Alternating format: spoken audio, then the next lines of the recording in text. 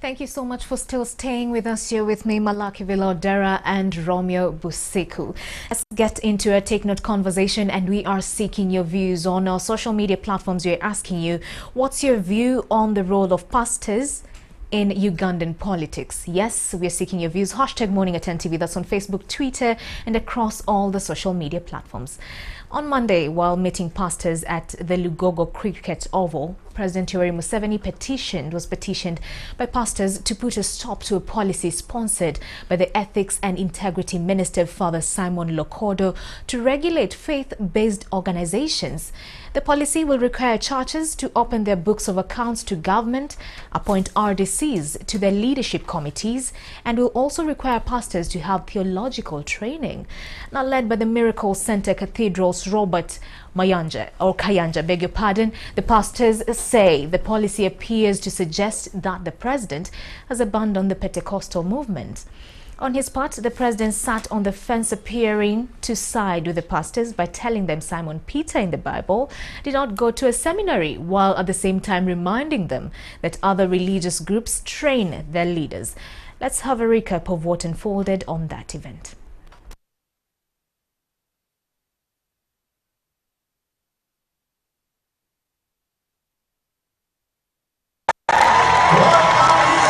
The president met the Pentecostal pastors and their followers in Kampala. According to the organizers, the meeting was convened to get the president's word on a proposed law earlier last year by Minister of State for Ethics and Integrity, Father Simon Lokodo, to regulate Pentecostal pastors and their churches. Because of this liberty, anybody can come anytime and start a church without even a theological background. The proposal had met with opposition from the pastors. No, to what those did. It's not government's duty to streamline those issues. These are theological issues. These are doctrinal issues. For Pastor Robert Kayanja, who convened the meeting, it was the right time for the president to explain the government's position on the proposed regulation. We've read that document. We believe it doesn't represent you at all. And we wonder, why are they bringing it every time we are going to election? President Museveni intermittently chipped in his Bible knowledge, rallying the Christians to fight poverty in their homes. Some of the Christians, like the Puritans, took lead in getting humanity out of poverty. And then he gave his view on the proposed law. Simon Peter had not been to a seminary. St. Paul, who was an enemy, persecuting the church, but he's sensitized by some second Chankwanzi. Figures put the population of born-again Christians in Uganda at around 6 million. So I think really we just need to calm down. We don't have. I will call all of you. Perfect. So that gives us a chance to now speak into that legislature before it comes on the table. Towards this breakthrough.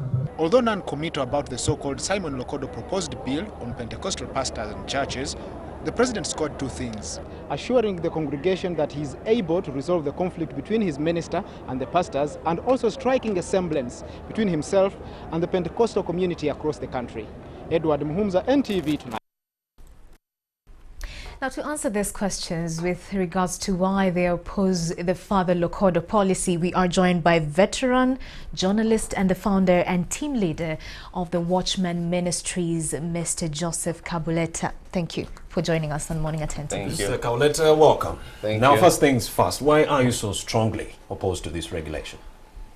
Because you see, there is a part of it which is being marketed, education of pastors and so on, and that's part of the marketing. But if you read the draft policy, it is actually an attempt to put religion, not just Pentecostalism, but all religion under the armpits of government.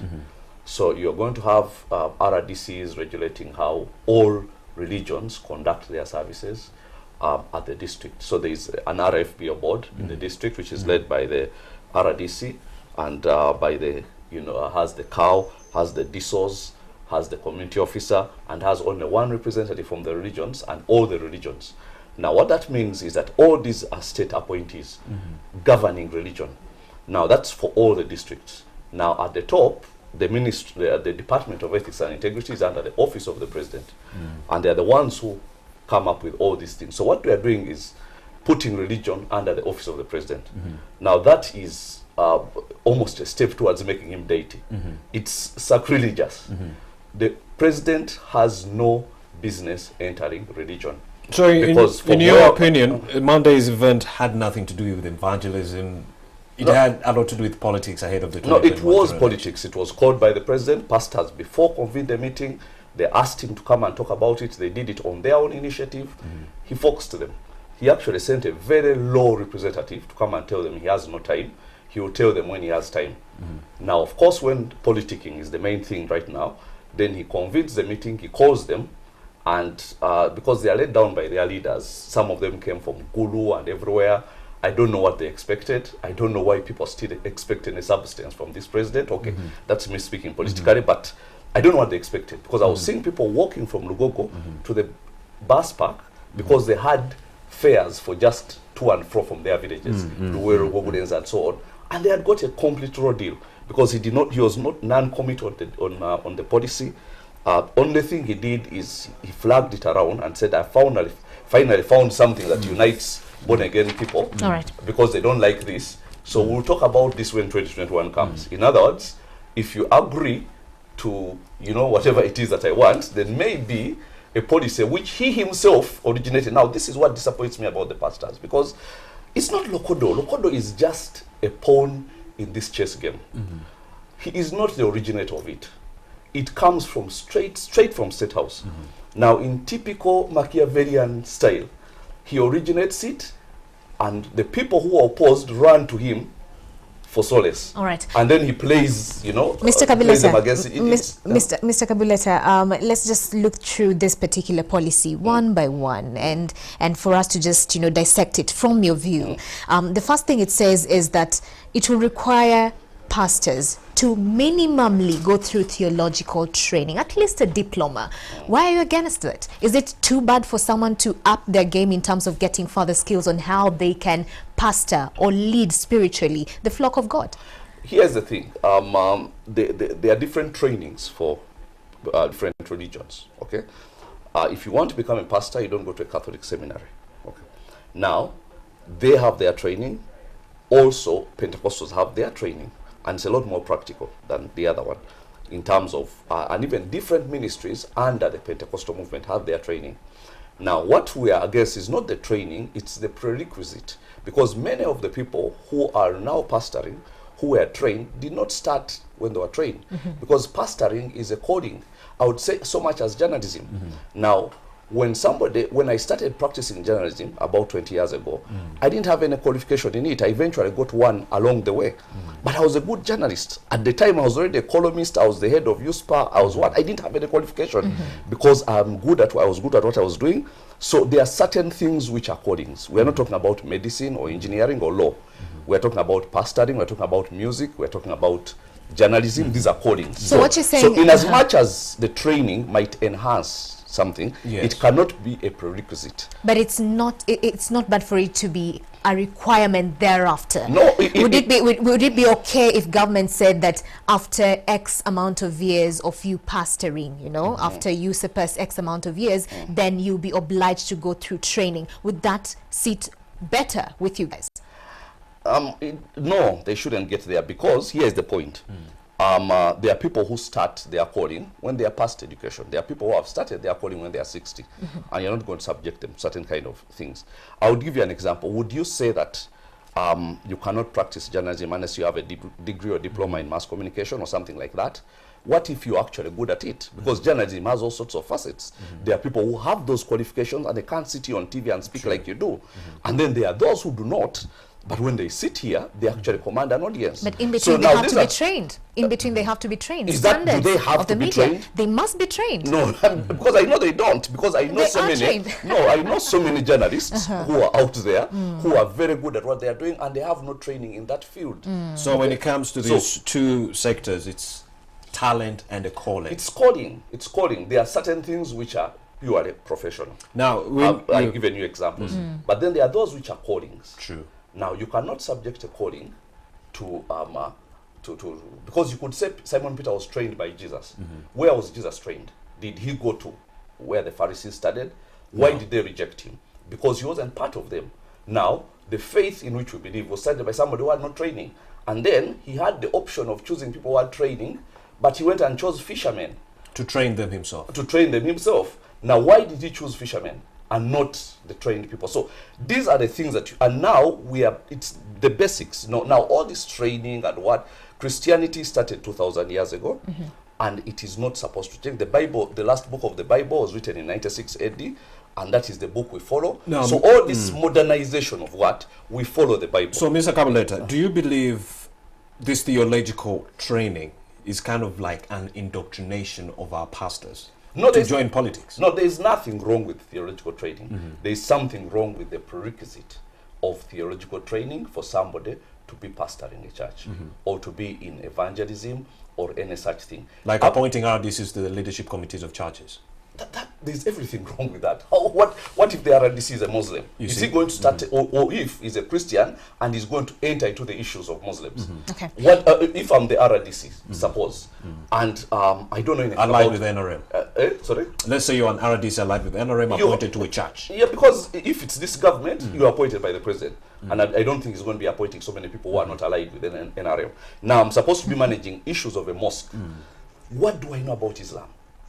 How Orthodox or Catholic, I don't know anything about them. Okay. Now, so the whole issue of government putting its arm in religion is wrong from the foundation. All right, let's go to the other pointer, away from theological training, which you say is not critical. It shouldn't be a prerequisite. But you're saying it wouldn't hurt for someone to actually get more info on how to, pass to the flock. All right. The other pointer is to declare the source of income, whether locally or internationally sourced.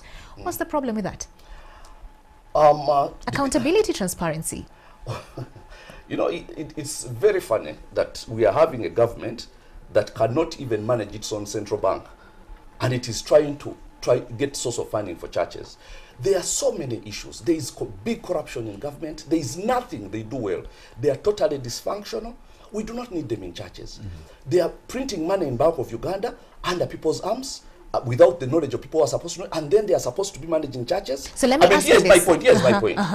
It's like you have trouble in your own home, but somehow you're going and counseling other people who are having trouble in there. Why don't you start by doing the things for which you were appointed? Mr. Kabuleta, now, let me ask you this. Before you start, doing a lot of these things, what happened to the IGG's old declaration of wealth and all those things and so on? Has anybody been brought to book? All right, let me ask you this. You know that there are churches that are doing amazingly well, and they're always accountable to the congregation. They even visit quarterly reports of the finances and where the church stands financially. Now, are you against that kind of accountability where the leadership of the church is accountable to the flock, or against the leadership of a church being accountable to the government? Which one are you against? Is it both, or that government accountability? It is up to the church in question. Some churches choose to be accountable to the flock, and they give quarter reports and things like that. That is their choice. Okay. Others choose not to, and the flock are not demanding it. You see, this is association. You have to understand. Now, this is where people who do not associate like this will never understand this. This is association. People come. If I go to a certain ministry, I give my money, and I do not demand accountability. Who are you to tell me that I should demand accountability? Were you involved in how I made that money which I gave? I don't want accountability. I've given my money to the pastor. So what you're saying is that accountability is not a must? It is not. It is up to the church and the flock. If the flock demand it, whichever church that is, then no problem. You do it. But it cannot be a prerequisite. Because where do you find accountability in the Bible? So if the congregation is okay with the church, the way they're handling the finances, then so be it. So be it. So, Mr. Kabuleta, we all know what happened to you in the past. You've gotten in trouble with the government because you've been too vocal. There was a succession ploy to have the first son step in line after the president leaves, and you were very vocal about that. That got you into trouble. And I believe the case is still with the DPP. Now, was it a warning to other pastors who do not toe the line correctly between ideology and theology?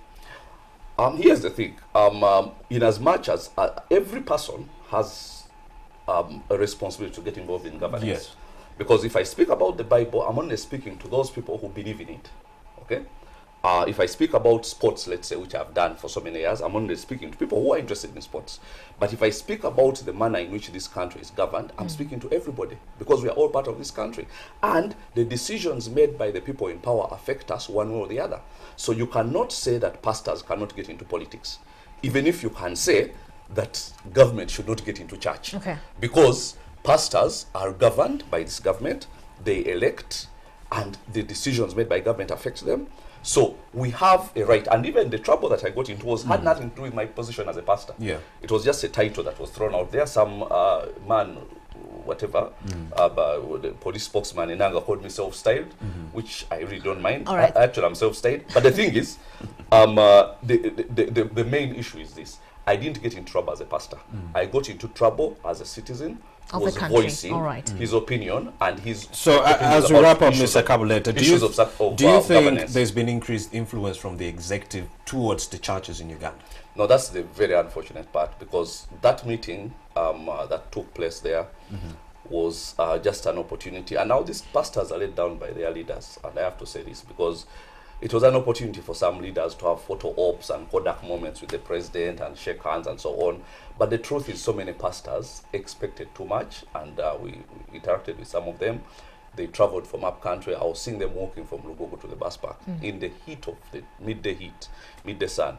And by the time they even reached the bus park and boarded the bus, Museveni was already in Hoima, having taken his chopper, campaigning, because that's what it was. It was just a campaign gimmick.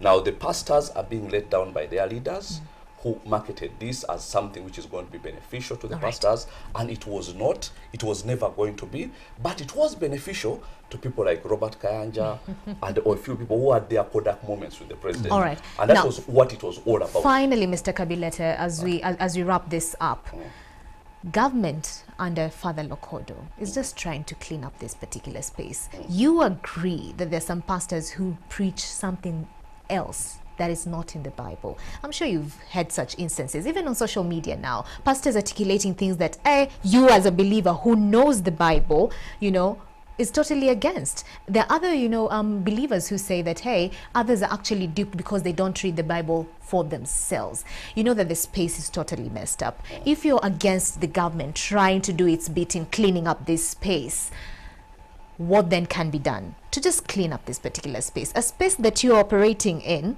And of course, if the entire image is tainted, it would be unfair for some of them who want to, steer away from negativity. So what's the ultimate solution if you're totally opposed from government, trying to help you clean up the space? Let me tell you, there's nothing that is not messed up. Look at where Simon Lokodo comes from. First of all, he's excommunicated. Secondly, look at the issues that the Catholic Church is having with molestation of children across the world, including here.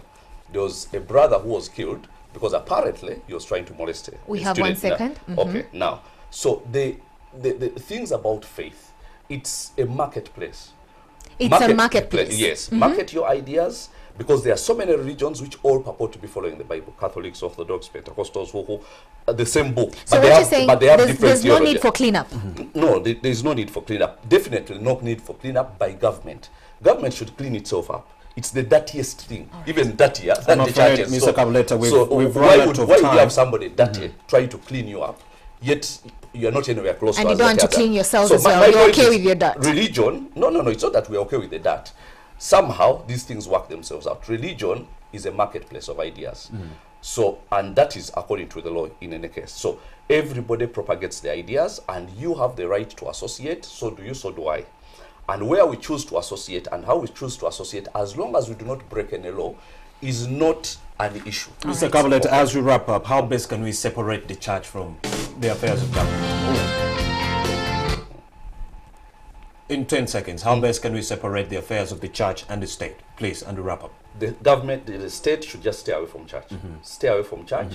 And do not ask church to stay away from state, because we are all citizens of this country and we all have a right. But they have no right to enter into religion, because on the day of judgment, Museveni stands alone, I stand alone. He has no status there. You've heard it from Mr. Kabuleta. The church should be able to talk about pertinent issues affecting the country, but the state should not intervene into the church. That's the conversation we are having right here on Morning at NTV. You can also pitch in and give us your 2 cents by Mala, hashtagging us, Morning at NTV, at Busiku Romeo, at Mala Kivila, Right. and we get this conversation going. We're taking a short commercial break. We'll Let's take be a break. back. Thank you.